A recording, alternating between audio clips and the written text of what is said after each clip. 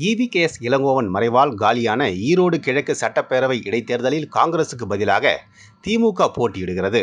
அங்கு திமுக வேட்பாளராக VC சந்திரகுமார் போட்டியிடுவார் என்றும் முதலமைச்சர் ஸ்டாலின் அறிவித்தார்.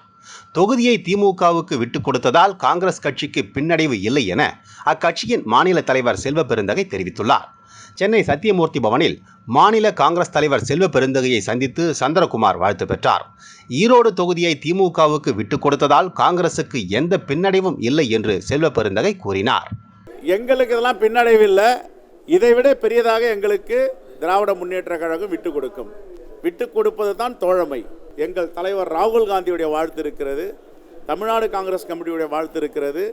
எந்தவித சலனமும் சங்கடமும் இல்லாமல் முழு மனதோடு அவரை வெற்றி பெற வைப்பதற்கு நாங்கள் பாடுபடுவோம். தாங்கள் வைத்திருந்த தொகுதியை திராவிட முன்னேற்ற கழகத்திற்கு விட்டுக் கொடுத்து தோழமையோடு எங்களோடு இணைந்து மிக வேகமாக பணியாற்றுவதற்கு தயாராக இருக்கின்ற காங்கிரஸ் பேரியக்கம் உள்ளிட்ட அனைத்து தோழமை கட்சிகளும் இன்றைக்கு எங்களுக்கு வாழ்த்து சொல்லியிருக்கிறார்கள் திராவிட முன்னேற்ற கழகம் போட்டியிடுவதற்கு.